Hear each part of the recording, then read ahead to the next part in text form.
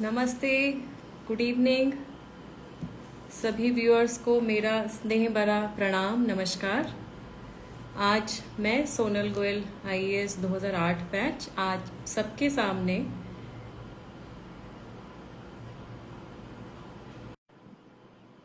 Live session लेके आई हूँ।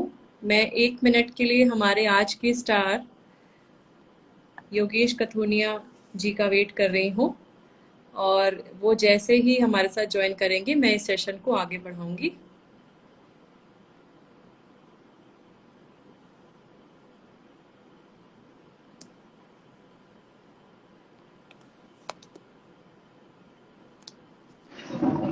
हम वेट कर रहे हैं योगेश का। योगेश हमारे साथ में जुड़ रहे हैं। नमस्कार मैम। जी नमस्ते योगेश, कैसे हैं आप? मैम मैं ठीक हूँ, आप कैसे हो? बढ़िया, मैं भी ठीक हूँ। योगेश, आपकी आवाज थोड़ी बढ़ सकती है, वॉइस वॉल्यूम थोड़ा बढ़ सकता है। हेलो, आवाज आ रही है मैम?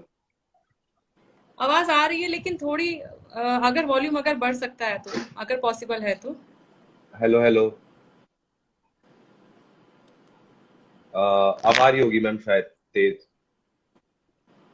जी आ रही है, बस थोड़ा सा वॉल्यूम कम लग रहा है मुझे ना, अगर आ, पॉसिबिलिटी हो। फिर तो मैम ये हटाना पड़ेगा, शायद ऐसे करना पड़ेगा। अच्छा चलो, आप जैसे कंफर्टेबल हो। आपको मेरी वॉइस क्लियर आ रही है? हाँ जी, हाँ हाँ मैम, मेरे को आपकी वॉइस क्लियर आ रही है। ठीक ठीक है, ठीक है, ठीक है। ठीक है, तो हम आज का सेशन शुरू करते हैं। सभी व्यूअर्स को मेरा स्नेह भरा प्रणाम, नमस्कार। और मैं वेलकम करती हूँ, स्वागत करती हूँ हमारी युवा शक्ति, हमारी युवा प्रेरणा योगेश कथुनिया जी का, जिन्होंने हाल ही में पैरालंपिक्स में सिल्वर मेडल जीत के पूरे भारत का, पूरे देश का गौरव बढ़ाया। योगेश, आपका बहुत बहुत स्वागत है। और मैं धन्यवाद भी देना चाहूंगी कि आपने इतना समय निकाला। अब इतने बिजी हो सब, आप सब लोग, जब से ये ओलंपिक्स और पैरालंपिक्स गेम हुआ है, तो आप अपने आप में वेरी राइटफुली स्टार्स और सेलिब्रिटीज के स्टेटस पे जा चुके हो। तो आपका बहुत बहुत स्वागत है। और योगेश, मैं 1 मिनट आपके बारे में व्यूअर्स को बताना चाहूंगी, थोड़ा सा इंट्रोडक्शन देना चाहूंगी, और फिर उसके बाद हम आपसे जो मेरे थोड़े से व्यूअर्स के तरफ से जो आपके लिए सवाल हैं, मैं वो आपसे आपके सामने रखूंगी। और उसके बाद में यहाँ पे जो व्यूअर्स आज हमारे साथ में हैं, उनकी तरफ से जो सवाल होंगे, कुछ कमेंट्स सेक्शन में जो सवाल होंगे वो आपसे पूछेंगे हम थोड़ी बाद में। तो हाँ फ्रेंड्स, जरूर। योगेश ने अपने जीवन में बहुत मेहनत की है। और योगेश हरियाणा से बिलोंग करते हैं, दिल्ली में भी ये काफी समय इनका रहा। और किस तरीके से इन्होंने ये पूरा साबित करके दिखाया कि कोई भी लाइफ में स्ट्रगल, जैसे उनका योगेश की जब पैरालंपिक्स में जब वो मेडल लेके आए, तो एक इंटरव्यू मैंने पढ़ा, और उस इंटरव्यू में उनकी सिस्टर, उनकी बहन ने ये उनकी लाइफ के बारे में लिखा हुआ था कि जन्म से योगेश बिल्कुल स्वस्थ थे, उनको कोई ऐसी प्रॉब्लम नहीं थी। लेकिन करीबन 8 साल की उम्र में, 8 साल की जब बचपन में उनको पैरालिसिस का अटैक हुआ, कुछ अनफॉर्चुनेटली कुछ हेल्थ का प्रॉब्लम हुआ। और डॉक्टर ने ये भी शायद बोला कि अब ये शायद कभी चल नहीं पाएंगे, या इनको ये लाइफ लॉन्ग प्रॉब्लम रहेगा। तो बहुत दुविधा वाला सिचुएशन था पूरी फैमिली के सामने। लेकिन इनकी माता ने, स्पेशली इनकी योगेश की माता ने, माँ ने, इनकी मम्मी ने उनके लिए बहुत मेहनत की, और बहुत इनका ट्रीटमेंट भी रहा, इनका हौसला अफजाई की, और उनकी मेहनत, उनके परिवार की मेहनत के बदौलत, और ऑफ कोर्स जो भी स्पोर्ट्स फ्रेटर्निटी का जो भी सपोर्ट रहा उसकी वजह, और सबसे बड़ी बात उनका खुद का जज्बा, उनके खुद के हौसले, जिसकी वजह से आज ये पूरे देश का नाम पैरालंपिक्स में मेडल लेके हम उन सब का इन्होंने नाम रोशन किया। उसके लिए इनको बहुत बहुत बधाई हो। योगेश ने 2018 में एशियन चैंपियनशिप में अपना पहला मैच खेला, जिसमें इनका 4th पोजीशन था। और 2019 में उन्होंने दुबई वर्ल्ड चैंपियनशिप में इनको ब्रॉन्ज मेडल मिला। तो योगेश की जर्नी बहुत इंस्पिरेशनल है। डिस्कस थ्रो जैसे गेम के अंदर, जो कि डिस्कस थ्रो फ्रेंड्स, मुझे याद है आप सब भी इस बात से बहुत सहमत होंगे कि ये गेम उतना पॉपुलर नहीं है आज के दिन में। और कहीं ना कहीं जब स्कूल में थी, तो जब मैं स्कूल में थी उस टाइम में डिस्कस थ्रो और शॉर्ट पुट गेम, ये दो गेम्स ऐसे थे कि जो खेले जाते थे। शॉर्ट पुट मैं भी खेलती थी थोड़ा थोड़ा, तो वो खेले जाते थे। लेकिन अभी इस गेम को उतना ज्यादा हम नहीं देखते थे। लेकिन जब से योगेश का डिस्कस थ्रो में मेडल लेके आए हैं इस गेम, और कमलप्रीत कौर ने भी, हमारे भारत की बेटी ने भी एक क्वालिफाई किया था फाइनल्स में, वो ओलंपिक्स में गई थी। तो इस गेम का जो चाव है, जो क्रेज है, वो दोबारा बढ़ रहा है। तो ये इंट्रोडक्टरी रिमार्क्स के साथ में मैं योगेश को पुनः बधाई देती हूँ। और योगेश, आपसे अब मैं जानना चाहूंगी, पैरालंपिक्स में मेडल जीतने के बाद, पैरालंपिक्स में पार्टिसिपेट करने के बाद आपको कैसा कैसा फील हो रहा है, आपका क्या अनुभव रहा? जी। मैम फीलिंग तो बहुत ज्यादा ग्रेट थी। सॉरी मैम, फीलिंग तो बहुत ज्यादा ग्रेट थी कि जी। पैरालंपिक्स में जाना। सबसे पहले तो क्वालिफाई करना ही मेरे लिए बहुत ज्यादा प्राउड मोमेंट था कि मैं वहां जाके अपने इंडिया को रिप्रेजेंट करूंगा। और जब मैं वहां पर गया था तो मैं बहुत ज्यादा खुश था। और जिस दिन मेरा इवेंट था उस दिन भी मैं बिल्कुल सुपर एक्साइटेड था कि मैं आज तो पूरा मेडल लेके जाना ही जाना है। कौन और सी फिर डेट जब थी योगेश? आप मैम थर्टियथ आपका इवेंट कौन थर्टियथ सी ऑफ डेट को था? 30th of August. Okay. Nice. हाँ, तो उस दिन जब इवेंट था तो मैं पूरा रेडी था। और जब सिल्वर मेडल आया तो बहुत ज्यादा खुश हुआ था कि मैं कम से कम सिल्वर मेडल लेके जा रहा हूँ यहाँ से। और मेरे फैमिली मेंबर्स भी बहुत ज्यादा खुश थे, सब के सब। और अभी तक वो फीलिंग्स को शायद ही मैं एक्सप्रेस कर पाऊंगा, क्योंकि हर खिलाड़ी जी का एक जी। सपना होता है कि वो ओलंपिक्स और पैरालंपिक्स में मेडल लेके आए। बिल्कुल योगेश, हर खिलाड़ी का ये सपना होता है। ओलंपिक्स पैरालंपिक्स स्पोर्ट्स फ्रेटर्निटी के लिए, स्पोर्ट्स की अगर हम बात करें, उसके लिए हाईएस्ट मेडल्स हैं ये पूरे वर्ल्ड में। तो ये आपने जीते हैं, ये आपने जीता है, तो बहुत बहुत आपको शुभकामनाएं। और मुझे याद है योगेश, जब आपसे मेरी मुलाकात हुई थी, जब आप लोग रिटर्न किए थे, जब आप लोग दिल्ली आए थे, जब बाहर से टोक्यो से वापस आप आए थे, और भी मेडलिस्ट थे उनके साथ में, जब मेरी इंटरेक्शन हुई, तो किस तरीके से आप सब लोगों के बीच में जो जोश था कि ये तो अभी एक पड़ाव है, इसके आगे हमें पेरिस 24 अभी सामने ही दिख रहा है, 2 ही साल हैं, उसके लिए लगातार मेहनत हम करेंगे और भी मेडल्स लेके आएंगे। तो ये जो जज्बा है, ये जो जुनून है, ये वाकई काबिले तारीफ है। योगेश, मुझे इनफैक्ट व्यूअर्स को थोड़ी अपने बैकग्राउंड के बारे में बताएं, आप कहाँ से बिलोंग करते हैं, और आपकी पढ़ाई कहाँ से हुई, और विशेष रूप से आपने खेल के प्रति रुझान आपका कब से आया, और ये गेम डिस्कस थ्रो आपने कब से खेलना शुरू किया? थोड़ा उसके बारे बेसिक में बताएं। बेसिकली मैम मैं बिलोंग करता हूँ बहादुरगढ़ से, हरियाणा से। जी। और और ये और गर्व की बात है क्योंकि मैं वहाँ डीसी भी रही हूँ, डीसी झज्जर थी मैं, और हाँ, बहादुरगढ़ झज्जर का ही पार्ट है। तो मेरे को और ज्यादा खुशी हुई थी जब मैं आपसे मिली थी, क्योंकि मुझे पहले नहीं पता था कि आप बहादुरगढ़ से हैं। लेकिन जब मुझे ये पता लगा, मुझे और ज्यादा खुशी हुई कि मैं जिस जिले में रही वहां से एक एक बच्चे ने, एक युवा ने, एक वहां से गोल्ड मेडल लेके आया है। मुझे और ज्यादा खुशी हुई। जी। और उसके बाद मैंने मैम स्कूलिंग करी थी आर्मी पब्लिक स्कूल से। और लास्ट जो मेरी स्कूलिंग हुई थी army public school Delhi cantt से। उसके बाद जस्ट ओके। मैं चला गया था केएमसी में, किरोड़ीमल कॉलेज में। 2015 में वहां ज्वाइन करा था और बीकॉम कर रहा था। और फिर 2017 से मेरे जो सीनियर थे सचिन यादव, उन्होंने मेरे को बोला कि ऐसे ऐसे पैरा स्पोर्ट्स होते हैं, तू भी ट्राई कर, तेरे को बहुत अच्छा लगेगा। मैं पहले दिन तो चलो ठीक है, फिर मैं दूसरे दिन गया था उनके साथ। तब मैंने वहां पर स्टेडियम में सबसे पहला जो इवेंट था मैंने डिस्कस ही देखा था। और मैंने स्कूल में भी देखा हुआ था डिस्कस और शॉर्ट पुट। तो मैंने सोचा चलो डिस्कस ही करेंगे। और उसमें ही मैंने फिर स्टार्ट में कंटिन्यू कर दिया था और डिस्कस ही अभी तक कर रहा हूँ। ओके।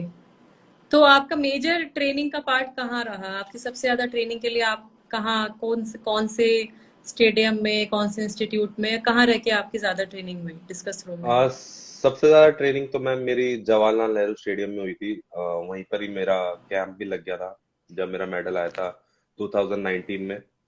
तभी मैंने वहां पर सबसे लॉन्ग पीरियड ऑफ ड्यूरेशन मेरा वहीं रहा है। मतलब सबसे ज्यादा क्या, मतलब 4 साल से वहीं कर रहा हूँ।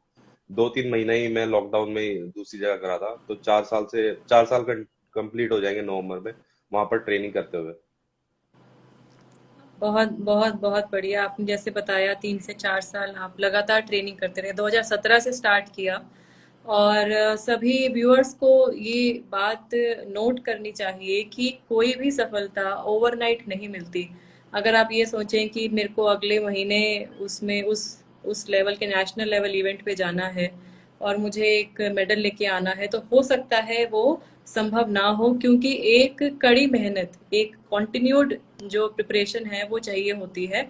लेकिन हाँ, कोशिश जरूर करनी चाहिए। ये भी एक बात है कि अगर हम कोशिश ही नहीं करेंगे तो हम सफलता तक कैसे पहुंचेंगे। तो योगेश, डिस्कस थ्रो के बारे में और बताएं कि डिस्कस थ्रो में अब भारत लोकप्रियता हासिल कर रहा है। और जैसे मैंने इनिशियल रिमार्क्स में भी कहा कि कमलप्रीत कौर ने भी हमारे भारत की, पंजाब की बेटी, उनसे भी मेरी मुलाकात हुई। तो वो उन्होंने ओलंपिक्स के अंदर वो फाइनलिस्ट पोजीशन में गई। अनफॉर्चुनेटली मेडल नहीं ला पाई, लेकिन प्रदर्शन बहुत अच्छा था।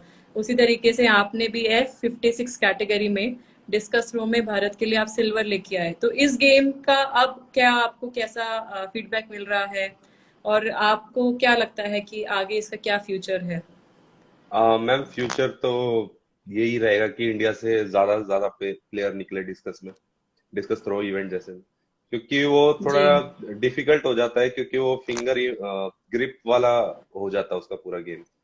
तो जो डिस्कस है वो एक पूरा IAAF रूल्स के हिसाब से सिर्फ एक ऐसा इवेंट है जो बारिश में नहीं करवा सकते। अच्छा। और और जो डिस्कस है वो जैसे जैसे मैंने अभी करा तो मेरे पास काफी सारे कॉल्स आते हैं। अब मतलब स्टेडियम में पहले तो बहुत कम थे डिस्कस के लोग, लेकिन अब बढ़ते जा रहे हैं। जैसे जी जी जेवलिन जी जी। जेवलिन के बढ़ते जा रहे हैं, वैसे ही डिस्कस के काफी सारे न्यू एथलीट्स आ रहे हैं और सीख रहे हैं। बिल्कुल बिल्कुल बिल्कुल ठीक आपने बोला योगेश। इनफैक्ट मैं भी यहाँ शेयर करना चाहूंगी कि मैं जनरली कुछ टाइम से सेक्टर 12 स्टेडियम है फरीदाबाद में, तो मैं वहाँ जाती हूँ। मैं रनिंग जॉगिंग उसके लिए जाती हूँ। मैं वहाँ सुबह शाम जब भी समय मिलता है मैं जाती हूँ। तो लास्ट ईयर भी मैं जाती थी। तो लास्ट ईयर से इस साल का कंपैरिजन अगर मैं करूँ, तो दो गेम्स जैवलिन थ्रो और डिस्कस थ्रो, जो पिछले साल मैंने कभी नहीं देखे, फ्रैंकली मैंने कभी नहीं देखे। और इस बार ये दोनों गेम अब जो हैं, जब से अब मेडल आया है, इंडिया के मेडल आए हैं, इंडिया के नीरज चोपड़ा ने, सुमित अंतिल ने, आपने, जब से ये मेडल आए हैं, सुबह और शाम दोनों ही टाइम पे बहुत सारे एथलीट्स हैं जो इसको प्रैक्टिस कर रहे हैं। तो ये तो चेंज डेफिनेटली देखने को मिल रहा है ये दोनों गेम्स के प्रति, जैवलिन थ्रो और डिस्कस थ्रो। और बहुत खुशी की बात है कि इंडिया एक्सप्लोर कर रहा है अलग अलग चीजों को। और जो एक क्रेज, एक बहुत इंपॉर्टेंट बात ये भी हम सब ने नोट करी कि जो एक क्रेज सिर्फ क्रिकेट के लिए होता था जनरली, क्रिकेट के लिए जो पैशन, क्रिकेट के लिए जो एक क्रेजीनेस हमारी कंट्री में है, उसके उसको आई थिंक एक्सीड किया है ओलंपिक्स का जो क्रेज रहा। सब लोगों ने कोशिश की टीवी पे देखें। टीवी पे अगर नहीं देख पा रहे हैं तो अपना, जहाँ पे भी वो लाइव स्ट्रीमिंग हो रही थी, जिन चैनल्स पे सोशल मीडिया पे आ रही थी अपडेट्स, उससे इतना एक जो फीलिंग आई यूनाइटेडनेस की, स्पोर्ट्स यूनाइटिंग नेशन अगर हम बात करें तो पूरे भारत से इतने अलग अलग बैकग्राउंड से खिलाड़ी उसमें आए। हॉकी में देखें, हॉकी में मेंस टीम ने मेडल लेके आया, ब्रॉन्ज मेडल लेके आया। और वुमेन्स हॉकी टीम जिसकी कप्तान रानी रामपाल है, कितना बेहतरीन प्रदर्शन किया। और हॉकी जो हमारा नेशनल स्पोर्ट है, जिसका एक जो ग्लिटर है वो थोड़ा कम हो गया था over a period of time, उसने रीगेन किया है। हॉकी ने अपना अस्तित्व को रीगेन किया है इस ओलंपिक्स खेल के द्वारा। तो बहुत बहुत इम्पोर्टेंट है खेलों की भूमिका हमारी लाइफ में। और इस तरीके के आप जैसे प्लेयर्स जो हैं इस अस्तित्व को और रीइंफोर्स करते हो और इसको उबारने का जो काम करते हो, इसके लिए आपको बहुत बहुत शुभकामनाएं। योगेश, आपके कोई कोच, कोई मेंटर या ऐसे कोई व्यक्ति जिन्होंने आपकी लाइफ में बहुत सपोर्ट किया, जिसके बारे में आप बताना चाहोगे? कोई भी आपके फैमिली मेंबर या आपके कोई कोच हो या कोई फ्रेंड हो, किसी के बारे में भी आप मेंशन करना चाहोगे? मेंशन तो मैम मैं सबसे पहले अपने फ्रेंड को ही करना चाहूंगा, जिसकी वजह से मेरे जो सीनियर थे मैं यहाँ पर आया। और वो लगातार मुझे उस टाइम पे भी सपोर्ट करते थे जब मैं एशियन गेम भी खेला। वर्ल्ड चैंपियनशिप भी जी सचिन यादव। तो वो मुझे हमेशा जी। से बोलते थे कि तू जरूर आगे कुछ अच्छा ही तो करेगा। सचिन यादव कौन सा गेम खेलते हैं, मैं अगर उनके बारे में पूछूं, वो आपने पहले भी अभी उनका नाम लिया। जुडिशरी की तैयारी कर रहे हैं। अच्छा ओके। हाँ तो वो आपका वैसे, वो आपके वैसे फ्रेंड हैं जो हाँ आपको हाँ इनकरेज करते हैं, मॉरल बूस्ट करते हैं। मतलब लाइन हाँ अलग है, हाँ। फील्ड अलग है, वो पढ़ाई फील्ड की अलग लाइन है। में है। हाँ, वो हाँ हाँ कॉम्पिटिटिव एग्जामिनेशन दे रहे हैं और आप स्पोर्ट्स में हैं, बहुत बढ़िया हाँ हाँ। बहुत बढ़िया। जी जी जी जी जी। तो उनको भी वही मेरी तरफ से शुभकामनाएं, जुडिशरी का एग्जाम दे रहे हैं, तो आई एम श्योर उनका एलएलबी हुआ होगा, एलएलबी किया हाँ होगा हाँ, वो उन्होंने। लॉ फैकल्टी हाँ, से ही है, नॉर्थ कैंपस। Law faculty. तो मैंने भी लॉ हाँ फैकल्टी से एलएलबी की है, 2007 पास आउट हूँ मैं तो उनको मेरी तरफ से स्पेशली शुभकामनाएं कन्वे कीजिएगा हाँ मैम जी जरूर। जी तो जी जी जी वो जी। मेरे को मतलब हमेशा से एक दोस्त ही है जो मोटिवेट करता है। नहीं तो कई जी सारे दोस्त होते हैं वो डिमोटिवेट भी करते हैं, ये नहीं जी कर जी पाएंगे बिल्कुल, आपको लाइफ ऐसे। में खींचने वाले भी लोग बहुत बहुत मेरे को तो मिलेंगे। सबसे ज्यादा मुझे बहुत मिले हैं। बहुत अस, बहुत नहीं, आपको ही नहीं सुमित, सबको ही, योगेश सर, हम्म, आप सबको ही मिलते हैं। और मैंने कभी कभी कुछ पंक्तियां, हिंदी की पंक्तियां, पूरी कविताएं तो नहीं लिखती मैं, लेकिन कभी कभी कुछ थॉट्स आते हैं, तो मैं ऐसे कुछ कुछ 4 लाइन का, 6 लाइन का मैं लिखती हूँ। तो कुछ टाइम पहले मैंने कुछ पंक्तियां लिखी थी कि जब भी आपका हौसला टूटे, जब भी आपका हौसला टूटे और आपको लगे कि ये काम आपसे नहीं होगा, तो आप उन लोगों को याद करना जिन्होंने आपको ये कहा था कि तेरे से नहीं होगा। हाँ तो मैम बस मैं हमेशा यही मैं बात भी यही सोचती हूँ याद करता हूँ, कि मैं भी जिन यही लोगों याद ने करता कहा हूँ। था कि आपसे नहीं होगा, तुमसे नहीं होगा, उन लोगों के लिए ही मुझे करके दिखाना है। तो ये हाँ हाँ, योगेश आप पे बात बिल्कुल लागू होती है। यही जी यही बात थी, बस थोड़ा सा बीच में हो गया था। जी तो जी। मैंने मैंने मतलब थोड़ा सा पढ़ा। और मैम थी एक, नान की चड्डा में, वो साइकेट्रिस्ट थी, साइकोलॉजी मतलब स्पोर्ट्स अच्छा साइकोलॉजी से थी मैम। तो उन्होंने मेरे को अच्छा अच्छा। एक दो चीजें बताई कि ये दो चीजें होती है, एक कंट्रोलेबल थिंग्स और एक नॉन कंट्रोलेबल थिंग्स। जो कंट्रोलेबल होता है वो मतलब हमारा ह्यूमन बिहेवियर होता है, जो हम कंट्रोल कर सकते हैं। लेकिन जो दूसरों जी, का बिहेवियर है, लोगों का वो हमारे सब कंट्रोल के कुछ, वो बियॉन्ड है। नॉन कंट्रोल, तो उसको आप अगर सोचोगे तो उसमें ही रह जाओगे और आगे नहीं बढ़ परेशान ही पाओगे। रहोगे, जी जी। हाँ। तो बिल्कुल मैं बिल्कुल। अब मैं वही एकदम फोकस करता हूँ, तो मैं खुश रहता हूँ उस चीजों से। जो चीज हमारे कंट्रोल में है, हम उसी पे ध्यान दें, उसी को इम्प्रोवाइज करें। हाँ और कहने वाले तो कुछ तो कहेंगे ही, जो दुनिया में ऐसे बहुत लोग हैं, बहुत कुछ कहेंगे। अगर हम उनके बारे में ही सोचते रह जाएंगे तो फिर हम आगे नहीं बढ़ सकते। जैसे एक हिंदी में कहावत भी है कि हाथी अपनी चाल चलता है और बाकी लोग कुछ भी बोलते हैं ना। तो हाँ। वो यही है कि हमें अपना काम करते हुए हमें आगे बढ़ना है। और कहीं ना कहीं मुझे लगता है कि ये जो क्रिटिक्स हैं योगेश, एक बात और मैं, मेरे को ऐसा लगता है अपनी लाइफ में कि ये जो क्रिटिक्स हैं शायद ये भी इम्पोर्टेंट होते हैं लाइफ में। अगर ये वो छोटी छोटी पिन पॉइंट्स और वो सब ना करें तो शायद हम और इम्प्रूव ना करने का नहीं कर प्रयास पाए करें। पाए, हाँ तो मैम, तो यही यही। तो तो ये भी है कि इनका भी होना जरूरी है ताकि हम और अच्छा करें जी नहीं, हाँ बिल्कुल। मैम। जी जी। योगेश, ऐसा कोई पल जिसने आपकी लाइफ में ऐसा कुछ मोमेंट जिस आपको झंझोड़ के रखा हो, या आपको प्रेरित किया हो, या आपके लिए बहुत यादगार हो, ऐसा ऐसा कोई भी पल है जो आप साझा करना चाहोगे? ऐसा पल मैम था 2018 में, जब फर्स्ट टाइम मैंने इंटरनेशनल के लिए क्वालिफाई किया था और मेरा डेब्यू था एशियन पैरा गेम्स में, इंडोनेशिया में। ओके। तो वो एक सबसे अच्छी फीलिंग थी कि मुझे वो कोट मिलता है जो इंडिया का ब्लेजर, वो पहनना। जी और ओपनिंग सेरेमनी में जाना, उस टाइम तो कोविड नहीं था, तो ऐसे लिमिटेड लोग नहीं जाते, तो उसको एंजॉय करना, उस पल को एंजॉय करना मेरे को बहुत ज्यादा अच्छा लगा था। और जब वहां से मैं फोर्थ आया था, तो इतना मतलब मुझे दुख नहीं हुआ था। मेरे को ये था कि नेक्स्ट टाइम जब भी आना, चाहे कुछ हो, मेडल के साथ ही आना है। तो वहां से एकदम टर्निंग पॉइंट हो गया था। बिल्कुल बिल्कुल बिल्कुल, नहीं बिल्कुल, आपने बहुत अच्छी बात बताई कि कहीं ना कहीं से एक व्यक्ति की लाइफ में शुरुआत रहती है। और ये एक कोई भी एक मोमेंट, एक कोई ऐसा मोमेंट है जो हमें प्लंज लेने के लिए मजबूर करती है, और वो प्लंज कभी भी किसी की लाइफ में भी आ सकता है। तो योगेश, आपके लिए कुछ पंक्तियां यहाँ मैं बोलना चाहूंगी कि अपने हौसलों के बल पर, अपने हौसलों के दम पर हम अपनी प्रतिभा दिखा देंगे, हम अपनी प्रतिभा दिखा देंगे। भले कोई मंच हमें दे या ना दे, हम अपना मंच खुद बना लेंगे। तो आपने अपना मंच खुद बनाया, आपने अपनी मंजिलें खुद तय करी, उसके रास्ते खुद बनाए और वहां तक पहुंच के पूरी दुनिया को दिखाया कि अगर हमारी सच्ची हम एफर्ट्स करें, अपने 100% एफर्ट्स दें, तो कुछ भी हासिल करना असंभव नहीं है। सब कुछ हासिल किया जा सकता है। कोई आपके रोल मॉडल योगेश लाइफ में, कोई आपके रोल आ, मॉडल, आप किसकी तरह बनना चाहते हैं? ऐसा कोई भी व्यक्ति जिसने बहुत इंस्पायर किया हो? मैम, मैं जैसे जब भी डिमोटिवेट हो जाता था तो संदीप महेश्वरी जी की वीडियोस देखता था, मोटिवेशनल वीडियोस। संदीप महेश्वरी जी की, हाँ, he is a very good motivator. इन मेरी कभी उनके बात नहीं हो स्पेशली पाई उनसे। यूट्यूब पे और इंस्टाग्राम पे हाँ। कभी कभी मैंने भी थोड़े बहुत आ, देखे हैं, पूरा तो मैं नहीं देख पाती, कभी कभी देखे हैं, बट तो बहुत अच्छा मेरा एक बोलते बार हैं वो है कि हाँ। मैं उनसे मिलना भी चाहता हूँ और उनसे बात करना चाहता हूँ अच्छा, मैं। और तो मेरा ये रहेगा कि मैं उनसे मिलना चाहता हूँ। और वो उनके दिल्ली उन यूनिवर्सिटी से ही पढ़ाई की हुई है, जितना मैंने उनके बारे में पढ़ा, शायद हाँ किरोड़ीमल हाँ कॉलेज से उन्होंने ग्रेजुएशन की है।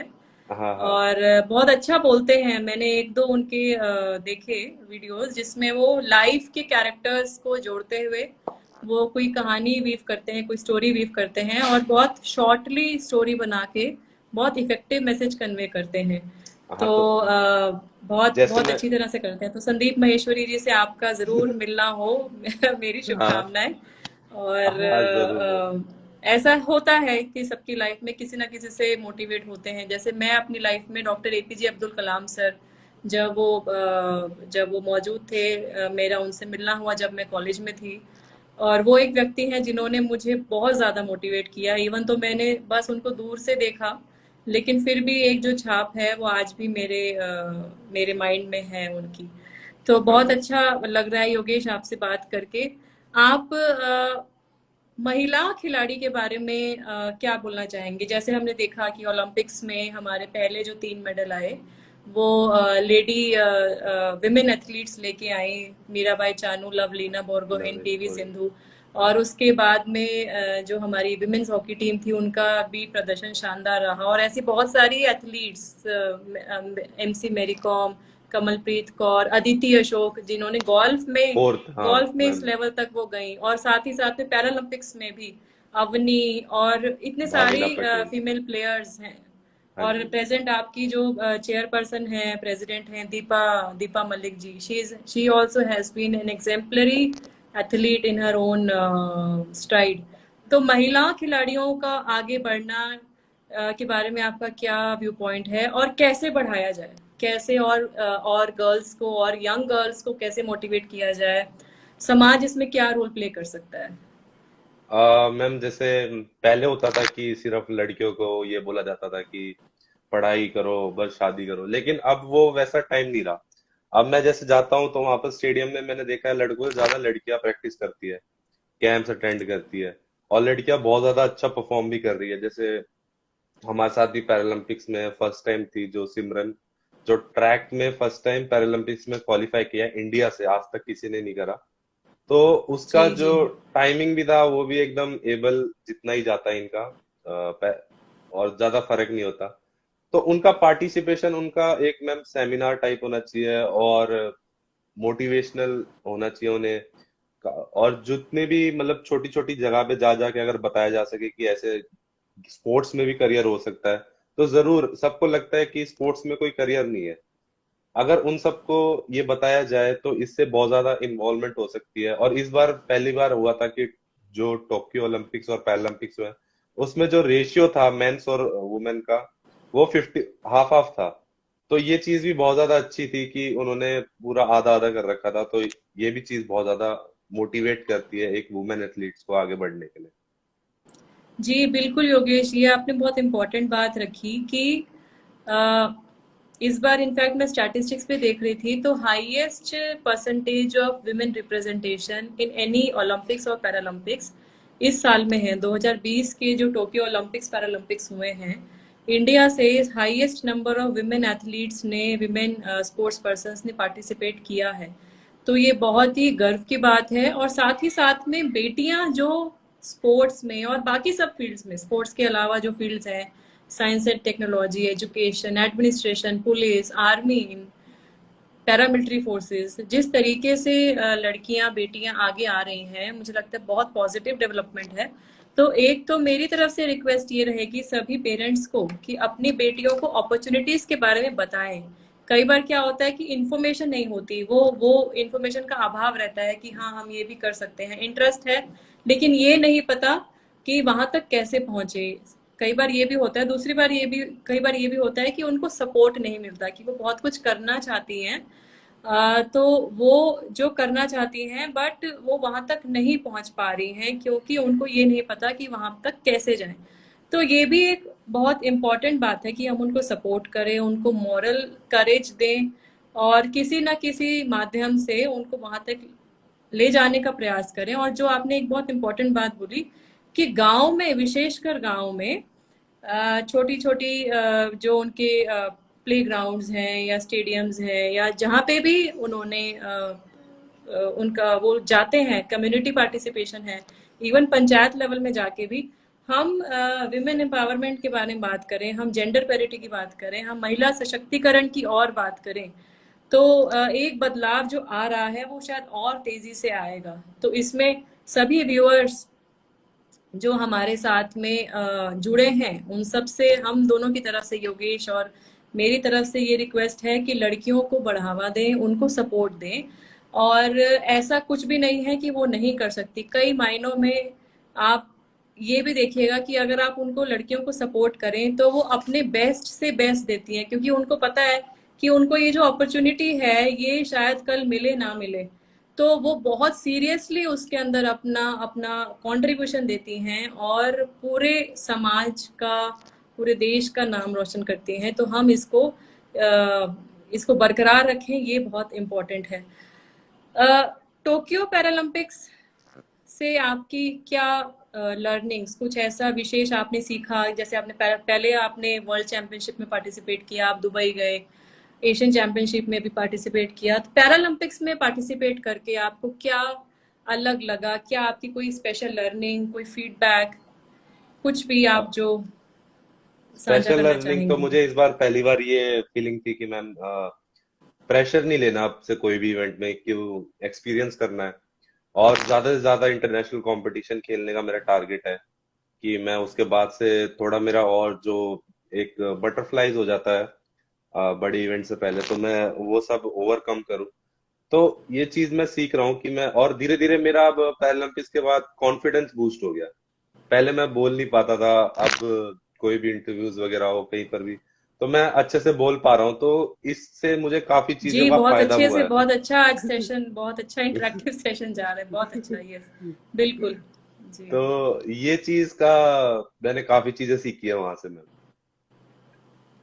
नहीं बिल्कुल, एक पैरालंपिक्स में एक अलग ही तरीके का एक्सपोजर है और विशेष रूप से आप सभी खिलाड़ी जो all over the world, different countries हैं, वहां से आए होते हैं, वो किस परिस्थितियों से आके वहां पहुंचे और कैसे उन्होंने अपनी जर्नी की। मुझे लगता है ये सब भी जो एक आपस में सीखने का जो मौका है, जो कि ऐसे किसी भी वर्ल्ड लेवल इवेंट में जाके मिलता है, तो ये बहुत कम लोगों को मिलता है। और जैसे आपने बताया कि आपकी पर्सनालिटी में भी चेंज आ रहा है, कि आप पहले थोड़े शाई थे, आप बहुत अच्छी तरीके से बोलने लगे हैं, एक्सप्रेसिव हो गए हैं। तो ये योगेश, ये बिल्कुल बहुत अच्छे टेक अवेज और लर्निंग्स हैं।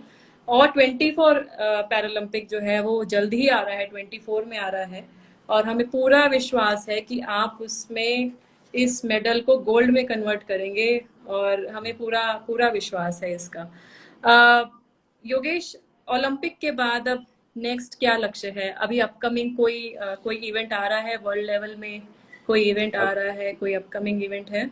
जी। अभी मैम नेक्स्ट ईयर 2022 में वर्ल्ड चैंपियनशिप है जो कोबे जापान में है। उसके जस्ट 1 वीक बाद एशियन पैरा गेम्स है जो हंगझाऊ चाइना में है।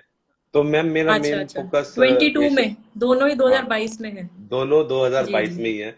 कोविड की वजह से ओके। एक साल लेट हो गया था वर्ल्ड चैंपियनशिप, और इस साल जी, कर जी, भी नहीं जी, जी। सकते थे क्योंकि टोक्यो में ही पैरालंपिक्स था और जी, जी। कोबे जापान में ही वर्ल्ड वर्ल्ड चैंपियन। तो इसलिए जी, एक जी, एक जी, एक जी। साल थोड़ा एडजस्ट हो गया था। तो मेन फोकस जी। एशियन गेम पे रहेगा, क्योंकि एशियन गेम का मेरे पास अभी तक मेडल नहीं है। अच्छा, अच्छा, अच्छा। चलिए, हमें पूरा विश्वास है कि एशियन गेम्स जो कि नेक्स्ट ईयर आ रहा है उसमें डेफिनेटली आपका मेडल आएगा और ऐसे ही देश का नाम आप रोशन करोगे। योगेश की जो इंस्पिरेशनल लाइफ जर्नी है उसके लिए कुछ पंक्तियां मेरी तरफ से। लहरों को साहिल की दरकार नहीं होती, लहरों को साहिल की दरकार नहीं होती। हौसले बुलंद हो तो सामने कोई दीवार नहीं होती। जलते हुए चिराग ने आंधियों से कहा, उजाला देने वालों की कभी हार नहीं होती।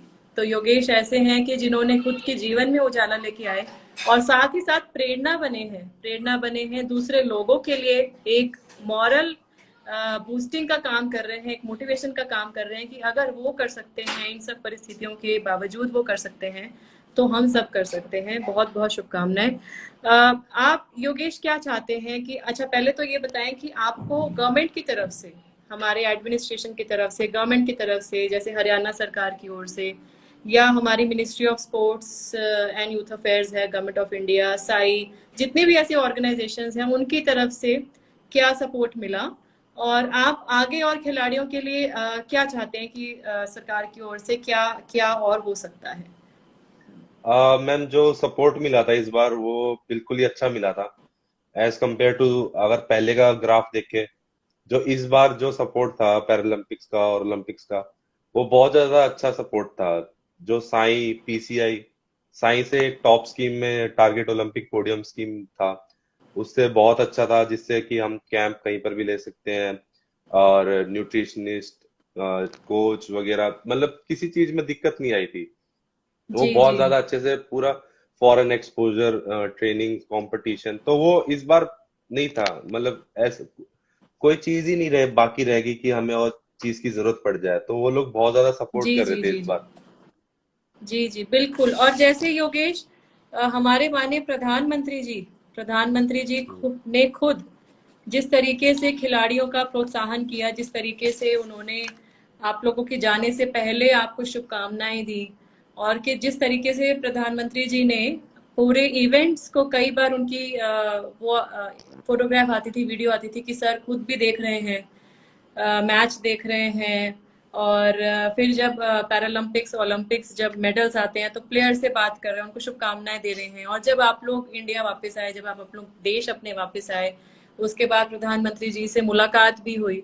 तो मुझे लगता है कि जिस देश में टॉप लेवल से ही, जब प्रधानमंत्री जी के लेवल से ही इतना सपोर्ट है, प्रेसिडेंट सर के लेवल से इतना सपोर्ट है, तो डेफिनेटली पूरे एडमिनिस्ट्रेशन की, पूरे सिस्टम की जिम्मेवारी तो बनती ही है कि हम खिलाड़ियों का सपोर्ट करें, उनको जो भी बेस्ट मदद की जा सकती है, जो कि वो डिजर्व करते हैं, वो करी जाए। और साथ ही साथ जिन भी स्टेट्स की तरफ से खिलाड़ियों ने पार्टिसिपेट किया, कुछ स्टेट्स में कम पार्टिसिपेशन रहा, लेकिन जिन भी, जैसे हरियाणा से तो मैक्सिमम पार्टिसिपेशन रहा ओलंपिक्स और पैरालंपिक्स दोनों में, तो जिन भी स्टेट से ये पार्टिसिपेशन रहा है उन्होंने तो खिलाड़ियों के लिए बहुत सारी सुविधाएं दी, और साथ ही साथ उनको, जब वो जीत के भी आए, मेडल जीत के आए हैं, तो बहुत कई तरीके की इनाम भी घोषित किए गए, फेलिसिटेशन प्रोग्राम हुआ। तो ये सब देख के बहुत अच्छा लगता है, और ये भी देख के अच्छा लगता है कि स्पोर्ट्स किस तरीके से हमारे देश में आगे बढ़ रहा है। एजुकेशन तो बढ़ ही रहा है ऑफ कोर्स, क्योंकि अगर हम ह्यूमन रिसोर्स डेवलपमेंट की बात करें, ह्यूमन रिसोर्स मैनेजमेंट की बात करें, तो स्पोर्ट्स और एजुकेशन इंटीग्रेशन ये बहुत ज़्यादा ज़रूरी है, एक ओवरऑल डेवलपमेंट के लिए, एक इंडिविजुअल की ओवरऑल डेवलपमेंट के लिए भी, एक कॉम्प्रिहेंसिव डेवलपमेंट के लिए भी स्पोर्ट्स और एजुकेशन दोनों ही ज़रूरी हैं। और व्यूअर्स को मैं ये भी बताना चाहूंगी कि खेलो इंडिया पॉलिसी, खेलो इंडिया जो यूथ गेम्स हैं, खेलो इंडिया यूथ गेम के अब 3 एडिशन हो चुके हैं, चौथा एडिशन होना था, कोविड की वजह से वो थोड़ा पोस्टपोन हो गया।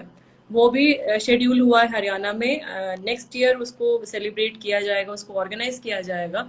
तो खेलो इंडिया में जो 12 कंपोनेंट्स हैं, उन 12 कंपोनेंट्स में एक बहुत इंपॉर्टेंट कंपोनेंट है कि स्पोर्ट्स और एजुकेशन को इंटीग्रेशन करना। तो ये जो हमारे अंडर 18 के जो बच्चे हैं वो दोनों चीज़ों पे ध्यान दें, और विशेष रूप से स्पोर्ट्स की कोचिंग, उसकी फैसिलिटीज़, उसकी इंफ्रास्ट्रक्चर, जो स्टेडियम्स हैं, जो ग्राउंड्स हैं, फील्ड्स हैं, कोचेज़ हैं, उनके लिए विभिन्न लेवल पे ट्रैक हैं, उन सब की इम्प्रोवाइजेशन और लोगों को उसके अंदर जागरूकता के साथ इन्वॉल्व करना, ये खेलो इंडिया का जो एक मोटिव है, ये बहुत बहुत ही एक अच्छा मोटिव है जो कि देश को आगे ले जा रहा है। तो योगेश, टुवर्ड्स द एंड, मतलब अब मैं, क्योंकि व्यूअर्स के भी क्वेश्चंस थोड़े लेने हैं, उन्होंने भी काफी क्वेश्चंस पूछे हैं, तो आपका युवाओं के लिए क्या संदेश है? यहाँ जो आज युवा हमारे साथ जुड़ा है, उनके लिए क्या संदेश है? किस तरीके से वो देश के लिए क्या करें? आपकी तरफ से क्या बोलना चाहेंगे? मैम, मैं हमेशा जब भी कोई भी इंटरव्यू होता है तो मैं एक ही चीज बोलता हूँ, और यही कहता हूँ कि हार्ड वर्क करे और बीच में ना छोड़े।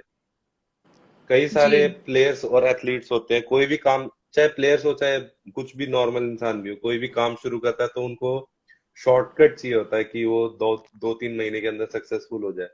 लेकिन हम मेरे को खुद 4 साल हो गए, तो ऐसा कोई शॉर्टकट नहीं है सक्सेस का। हार्ड वर्क करते जी, जी। रहिए और सक्सेस जरूर मिलेगी। बिल्कुल, बिल्कुल। सक्सेस ज़रूर मिलेगी, आप अपना हार्ड वर्क करते रहिए, अपने एफर्ट्स पे विश्वास कीजिए, और ये एफर्ट्स जो हैं फ़ोकस के साथ करने हैं। ये नहीं कि आज हमने ये काम किया और कल हम ये काम कर रहे हैं। ये भी ज़रूरी है मानना, हाँ, ये भी ज़रूरी है जानना कि आप जो ये कर रहे हैं वो एक डायरेक्शन में करें, और सोचे-समझे करें कि हाँ, हमारी माइंड में क्लैरिटी होनी चाहिए कि मुझे ये काम करना है, मुझे क्यों करना है? और मैं वहां तक कैसे पहुंचूंगा, ये भी बहुत आवश्यक है। और उसमें अगर आप अपना 100% देंगे तो कुछ भी आपको स्टॉप नहीं कर सकता है। तो हाँ जी, मैं अब योगेश, क्योंकि आधा घंटा 35 मिनट्स ऑलरेडी हो गए, तो कुछ व्यूअर्स के क्वेश्चंस ले लेते हैं, हाँ हाँ क्योंकि वो जरूर। लिख रहे हैं। एक किसी ने ये पूछा कि भारत में गरीब परिवार के लड़के या लड़कियां खेल सकते हैं क्या? भारत ऐसा में कुछ गरीब परिवार के लड़के लड़कियां क्या खेल सकते हैं? ऐसा कुछ नहीं है, मतलब स्पोर्ट्स से जो भी बैकग्राउंड होता है वो उनका बिलो उससे ही आता है। वो थोड़े गरीब ही होते हैं जो भी आते हैं, मैक्सिमम जितने भी होंगे। आप देखा होगा मैम, आपने भी देखा ही होगा, उनकी लाइफ जी, स्टोरी पीछे से कुछ अलग ही होती है, बहुत ज्यादा स्ट्रगल्स होते हैं उनके। तो बिल्कुल, ऐसा बिल्कुल। ऐसा कुछ नहीं होता। आप जरूर आ सकते हैं, ऐसा कुछ नहीं है। गेम्स, जो गेम करना वो सब कर सकते हैं, और अब तो सपोर्ट भी बहुत ज्यादा अच्छा मिल रहा है। बिल्कुल, बिल्कुल। परिस्थितियां तो सबके लिए डिफिकल्ट कहीं ना कहीं रहेंगी, सबको सब कुछ मिले ये आवश्यक नहीं होता। आवश्यक यही है कि हम उन सर्कमस्टांसेस में हम अपनी दृढ़ता के साथ कैसे आगे बढ़ें, ये आवश्यक है। और फ्रेंड्स, मैं एक ये भी रिक्वेस्ट करना चाहूंगी कि कई बार गवर्नमेंट की तरफ से बहुत सारे ऐसे सपोर्ट प्रोग्राम्स होते हैं, तो आप उनके बारे में भी जानकारी लें। ऐसा नहीं है कि सरकार की तरफ से सुविधा बहुत कम है। आप उनके बारे में भी जानकारी लें, तो हो सकता है आपके एरिया में आपको मदद मिले, आप जो करना चाहते हो उसमें मदद मिले, तो उसके बारे में ज़रूर आप जो है जानकारी प्राप्त करें। किसी ने ये पूछा, एक तो थैंक यू बोल रहे हैं फॉर मेकिंग नेशन प्राउड, और उसके साथ साथ क्वेश्चन है कि how did you practice during Covid? आपने कोविड के दौरान लास्ट ईयर कैसे प्रैक्टिस अपनी जारी रखी? सबसे ज्यादा डिफिकल्ट टास्क वही था, कि जी, कोविड के अंदर प्रैक्टिस करना। बंद हो गए थे सारे स्टेडियम, मैं भी 2 महीने तक नहीं गया था। लेकिन जब मैंने जी, जी, स्टार्ट जी, करा जी। था वापस, तो मैं शायद 2 घंटे के लिए खोलते थे हमारे लिए। वो भी पता नहीं जी, कैसे जी। सब कुछ वो करके करा था। तो मॉर्निंग में जाना पड़ता था मैम, 4 बजे या 3 बजे, कभी 2 बजे। तो जितना टाइम मिलता था उतना करते थे। तो और आप सोते किस टाइम पे थे, अगर आप 2 बजे प्रैक्टिस कर मैम, रहे थे मैं तो? तो जल्दी जाता हूँ, और अब थोड़ा शेड्यूल थोड़ा अलग हो गया। नहीं तो मैं 10 o'clock तक सो जाता हूँ जब भी अच्छा, प्रैक्टिस को अच्छा, वापस बहुत जाता हूँ। अच्छी बात है।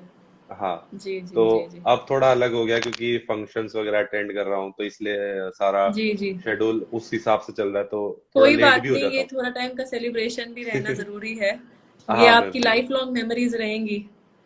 आप, और आपकी खुशी में बाकी लोग भी शामिल होंगे तो उनके लिए भी लाइफ वो लॉन्ग मेमोरीज रहेंगी ना। हाँ मैम, वो जी, भी अच्छा लगता है। जी, जी, जी। बहुत बढ़िया।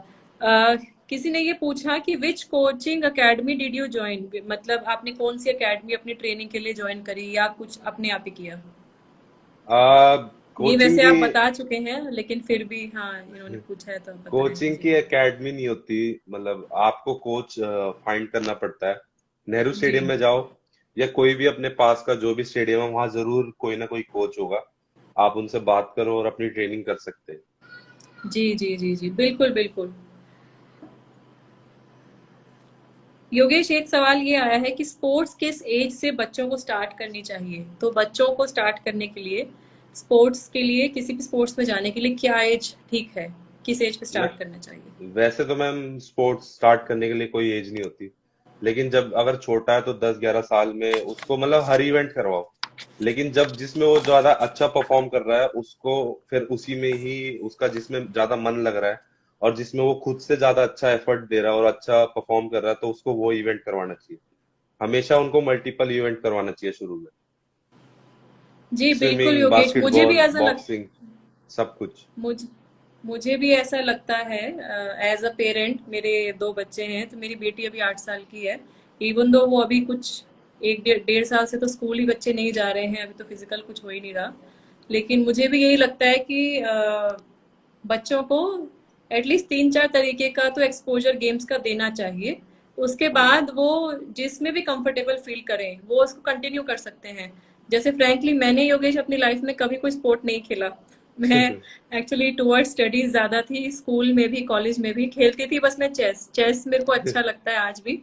मैं इंडोर गेम्स चेस मैं भी खेलती खेलता थी। हूँ फिर मैम मेरा जब चेस। सिविल सर्विसेज में सिलेक्शन हुआ, उसके बाद ट्रेनिंग में गए हम। ट्रेनिंग, फिजिकल ट्रेनिंग हमारी बहुत हार्ड होती है। उसके बाद धीरे धीरे धीरे मेरा, फिर मैं फील्ड में जब पोस्टिंग्स रही तो मेरा स्पोर्ट्स की तरफ बाद में रुझान आया।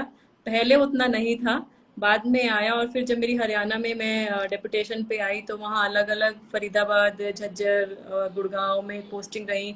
उसमें स्पोर्ट्स के लोगों से जुड़ाव रहा, फ्रेटर्निटी के लोगों से जुड़ाव रहा, प्लेयर से जुड़ाव रहा। विशेष रूप से झज्जर में मैंने मेरी ये कोशिश थी कि वहाँ की बेटियों को, वहाँ की महिलाओं को मोटिवेट करूँ कि वो लाइफ में आगे बढ़े। तो स्पोर्ट्स एक बहुत इम्पोर्टेंट एक पार्ट रोल प्ले करता है, मुझे लगता है हमारी पर्सनालिटी डेवलपमेंट में भी। एक हाँ कॉन्फिडेंस मैम। लेके आता है, एक अपने अंदर डिसिप्लिन लेके आता है। जैसे आपने बात बोली कि आप 10 बजे सो जाते हो और 2 बजे 3 बजे उठते हो, तो मुझे नहीं लगता कि युवा जनरेशन, आपकी आपकी जो जनरेशन है जो 20s में है, वो 95% लोग भी ऐसे नहीं करते होंगे। मतलब हार्डली 4-5% ही मैं ज्यादा करके बोल रही हूँ क्योंकि कुछ बच्चे हैं जो एग्जाम वगैरह की तैयारी करते हैं। बट हाँ। जनरली इस एज में जो है वो लेट सोते हैं और अपना आराम से उठते हैं। तो ये एक बहुत बड़ी बात है कि स्पोर्ट्स, चाहे वो मेल हो फीमेल को, उसको डिसिप्लिन सिखाता है, उसको टीम स्पिरिट सिखाता है, और उसको एक पॉजिटिव एटीट्यूड से कैसे आगे बढ़ना है लाइफ में, ये भी बहुत इंपॉर्टेंट एक चीज है जो सिखाता है। मैं जैसे स्टेडियम में भी जाती हूँ सुबह, तो स्टेडियम में मेरे से हाफ एज के बच्चे भाग रहे होते हैं, लड़के लड़कियां। हाफ से भी शायद कम होंगे जो भाग रहे होते हैं। और उनको देख के मुझे इतना अच्छा लगता है कि वो सुबह से आ जाते हैं 4 बजे से 5 बजे से, और उन्हें कोई पसीनों की नहीं, कोई धूप की नहीं, किसी बात की चिंता नहीं है। उनको एक ही काम है कि अपने गेम पे फोकस करना है। और उनका जो टाइमिंग है वो रोज अपना टाइमिंग नोट करते हैं, और हमारा टाइमिंग इम्प्रूव हुआ नहीं हुआ। तो ये जो एक डिसिप्लिन, सबसे इम्पोर्टेंट बात मुझे लगता है स्पोर्ट्स में है, डिसिप्लिन लेके आता है ये हमारी लाइफ में। तो योगेश, एक और दो क्वेश्चंस लेंगे, फिर आपका भी टाइम आज हमने बहुत ले लिया। नहीं नहीं मैम, कोई नहीं। डीमोटिवेशन में आप अपने आप को कैसे ठीक रखते हो?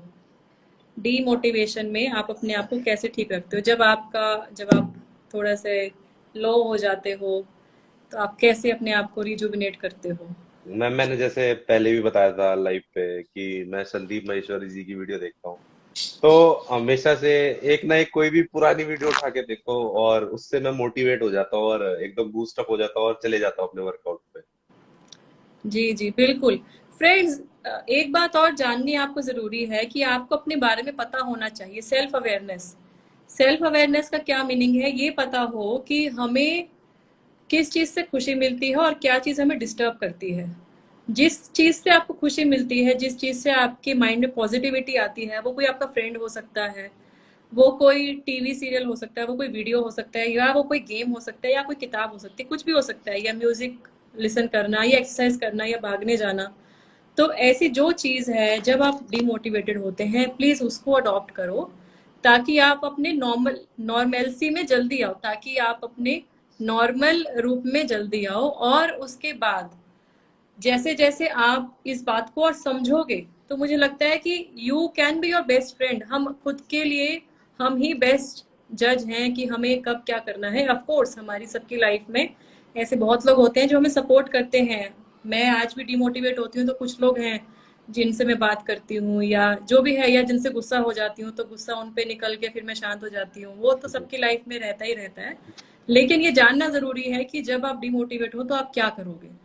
तो इसको समझो, सेल्फ अवेयरनेस लेके आओ, और जब हम इस लेवल तक पहुंच जाएंगे तो बहुत देर तक आप निराश नहीं रहोगे। ये भी एक इम्पॉर्टेंट पॉइंट है कि वो निराशा जो है वो कुछ देर तक ही रहेगी, कुछ घंटे हो सकता है, कुछ मिनट हो सकता है, या मैक्सिमम अगले अगले दिन हो सकता है। और ये भी फ्रेंड्स बहुत ज्यादा जरूरी है जानना कि जो आप डीमोटिवेट होकर जो टाइम वेस्ट कर रहे हो ना, उससे आपका हम्म। ही नुकसान है। एक ये भी बात है, उससे और किसी का नुकसान नहीं है। आप अपना मूड खराब कर रहे हो, डिमोटिवेट हो रहे हो, मेरे से नहीं होगा, उससे नुकसान आपका ही है, और किसी भी का भी नुकसान नहीं है। जो आपके आसपास लोग हैं वो और परेशान होंगे। तो इसको अवॉइड करो, खुश रहो, और अपनी लाइफ में पॉजिटिविटी लेके आओ। आई थिंक ये बहुत इंपॉर्टेंट है। Yogesh, I think last question लेते हैं। किसी ने एक बहुत इंटरेस्टिंग सवाल पूछा, ये मैं पढ़ना चाहूंगी कि अगर स्पोर्ट्स में रुचि है तो क्या पढ़ाई की जरूरत है। अगर किसी की स्पोर्ट्स में रुचि है तो क्या पढ़ाई की जरूरत है। ये आ, मुझे थोड़ा इंटरेस्टिंग सवाल लगा। जी। पढ़ाई तो बहुत ज्यादा इम्पोर्टेंट ही है स्पोर्ट्स के साथ साथ, और मैंने भी अभी पोस्ट ग्रेजुएशन कंप्लीट होने वाली है मेरी, और आगे भी पढ़ता ही रहूंगा। तो पढ़ाई से एक चीज का फायदा हो जाता है कि जैसे आप स्पोर्ट्स कर रहे हो, थक जाओ तो आप पढ़ लो। लेकिन काफी सारे लोग ये स्पोर्ट्स में आगे पढ़ते नहीं है, और बाहर जाते हैं तो थोड़ी सी दिक्कत आती है। तो हम बाहर जाते हैं तो हमें बहुत ज्यादा आसानी हो जाती है अगर आप पढ़े पढ़े लिखे जी हो जी, बिल्कुल तो बिल्कुल उसका बिल्कुल। बहुत ज्यादा बेनिफिट है। पढ़ाई तो कभी मत छोड़ो। बिल्कुल फ्रेंड्स, आज की लाइफ में, आज की जनरेशन में आपको आगे बढ़ना है तो स्पोर्ट्स और एजुकेशन दोनों को साथ लेके चलना है। हाँ, ये जरूर है कि आपका स्पोर्ट्स में अगर रुझान ज्यादा है, उसमें स्पेशलाइजेशन कीजिए, उसमें करियर बनाइए, ये इम्पोर्टेंट है। लेकिन हमारी जो बेसिक पढ़ाई है, ग्रेजुएशन, पोस्ट ग्रेजुएशन, या जो भी जिसमें भी आपका रुचि हो, चाहे वो आप रेगुलर कोर्स करें, चाहे आप डिस्टेंस लर्निंग से करें, लेकिन आपको करना चाहिए, क्योंकि आगे उससे आपकी अपॉर्चुनिटीज और बढ़ेंगी। आपकी जो अपॉर्चुनिटीज है, क्योंकि स्पोर्ट्स में एक ये भी इम्पोर्टेंट बात है कि हमारा जो करियर है वो थोड़ा लिमिटेड सालों के लिए पीक पे जाता है, लिमिटेड सालों के लिए पीक पे जाएगा। और उसके बाद जैसे जैसे हमारे, क्योंकि हर स्पोर्ट में एक एज का भी क्राइटेरिया होता है, कुछ फिजिकल क्राइटेरियाज भी होते हैं। तो जब आप वो दूसरा फेज एंटर करोगे तो कहीं ना कहीं ये जो पढ़ाई है, ये पढ़ाई और स्पोर्ट्स का एक्सपीरियंस, ये दोनों आपको काम दे सकता है। आप कोच बन सकते हैं, आप प्रोफेसर बन सकते हैं, आप अकेडमी, स्पोर्ट्स अकेडमीज में जाके अपना एक्सपीरियंस शेयर कर सकते हैं। तो ये जो है ये बहुत इंपॉर्टेंट है कि हम एजुकेशन को निग्लेक्ट ना करें। बेसिक एजुकेशन जो है वो जरूर हमको उस पर जरूर ध्यान देना चाहिए। तो योगेश, आज बहुत सारे आपसे सवाल पूछे और बहुत अच्छा लगा आपसे बात करके। आपने अपना कीमती समय निकाला यहाँ पे, उसके लिए बहुत बहुत धन्यवाद। व्यूअर्स के बहुत सारे क्वेश्चंस हैं, बट क्योंकि ऑलमोस्ट 48 मिनट्स हो चुके हैं हमें बात करते हुए, तो आपका बहुत ज्यादा समय मैं नहीं लेना चाहूंगी।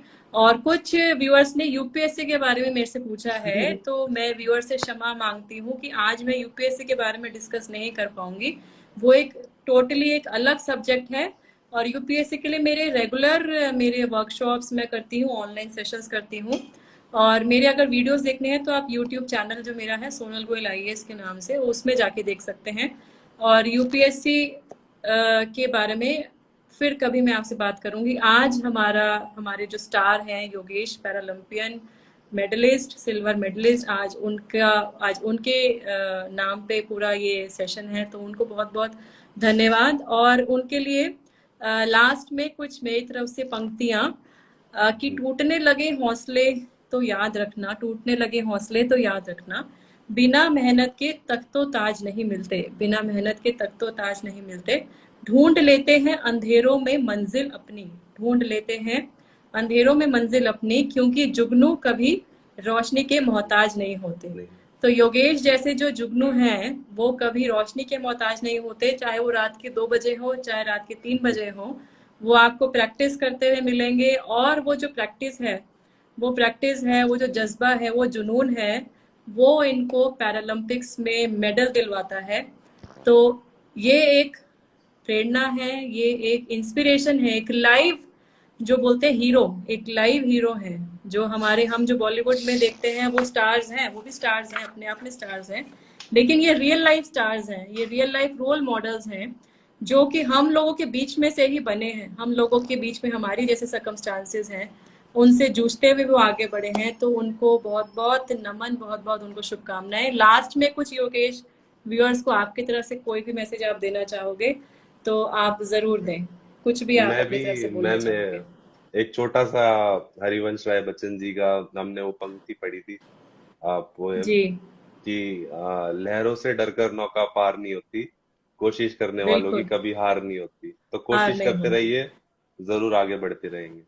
बिल्कुल बिल्कुल, लहरों से डरकर नौका पार नहीं होती और कोशिश करने वालों की कभी हार नहीं होती। बहुत अच्छी, बहुत सुंदर पंक्तियां हैं। और फ्रैंकली मेरे भी जहन में, मैं इनको बहुत बहुत बहुत, मुझे कई बार मुझे याद आती हैं ये पंक्तियां, और बहुत सुंदर हैं। और आपने जैसे बोला, ये आपकी लाइफ पे बिल्कुल बिल्कुल फिट होती हैं। और आप ऐसे ही खुश रहें, ऐसे ही तरक्की करें, ऐसे ही देश का नाम रोशन करें। आपको बहुत बहुत धन्यवाद योगेश। और थैंक यू मैम। आपके पूरी परिवार को, आपकी मदर को, आपकी पूरी फैमिली को हमारी तरफ से नमन, मेरा प्लीज ग्रेटिट्यूड उनको कन्वे कीजिएगा। उन्होंने जरूर। जिस तरीके से अपने बेटे को सपोर्ट किया और किस तरीके से उनके बेटे ने पूरे देश का नाम रोशन किया, उनको बहुत बहुत बधाई, शुभकामनाएं। आप आज हमारे साथ रहे हैं योगेश। एंड में आपने मेडल, शायद मैंने स्टार्टिंग में आपको भूल गई दिखाना, आपका मेडल है तो आप प्लीज दिखाइए हाँ मैम, हमें। मैंने संभाल के रखा हुआ एकदम सिल्वर मेडल, इसको। क्योंकि कई लोग ऐसे हैं, कई इंक्लूडिंग मी, जैसे मैं तो आपसे मिल ली तो मैंने मेडल देखा, लेकिन कई लोग ऐसे हैं जो शायद उसको फिजिकली नहीं देख पाएंगे, एटलीस्ट वर्चुअली। देखिए ये सब, ये है सिल्वर मेडल, सिल्वर ये सबसे अच्छा पैरालंपिक्स पार्ट है मैम। मेडल। इसमें हाँ, देखिए क्या कुछ लिखा है इसमें। जी जी, अच्छा, नाम लिखा है। Discus throw. डिस्कस थ्रो, हाँ हाँ, F56, बिल्कुल बिल्कुल, आई कैन रीड। जी जी जी जी, और ये बहुत बहुत ब्रेनली में, बहुत शुभकामनाएं। जी ये जी जी जी। ब्रेनली है। Okay okay okay okay okay. नहीं, ये तो एक जो धरोहर है आपकी लाइफ लॉन्ग, एक ऐसी धरोहर है जो कि पूरी जिंदगी आपके साथ रहेगी। और नेक्स्ट टाइम इसका जो कलर है वो कलर गोल्ड चेंज होगा, करना हमें है। पूरी आशा है, हमारी शुभकामनाएं हैं। और हाँ मैम। ऐसे ही आप देश का नाम रोशन कीजिए, करते रहिए। और योगेश, आपको आज सेशन में आने के लिए मेरी तरफ से बहुत बहुत धन्यवाद, बहुत बहुत थैंक शुभकामनाएं। यू। और सभी व्यूअर्स जो आज हमारे साथ जुड़े हैं, आप अपना टाइम निकाल के हमारे साथ जुड़े, आपको भी बहुत बहुत धन्यवाद। आप सब लोग खुश रहिए, स्वस्थ रहिए, और देश के लिए क्या कर सकते हैं इस पे काम कीजिए। जो भी प्रोफेशन, करियर चूज करें, चाहे स्पोर्ट्स में जाएं या आप ऑफिसर बने या पॉलिटिक्स में जाएं, समाज के लिए, देश के लिए कुछ अच्छा करें, यही मेरी आपसे अनुरोध है, यही रिक्वेस्ट है। सभी युवा शक्ति को प्रणाम। Thank you Yogesh. Thank you ma'am. Uh, मैं सेशन एंड करना चाहूंगी। सभी को बहुत बहुत धन्यवाद। जय हिंद, जय भारत। Thank you.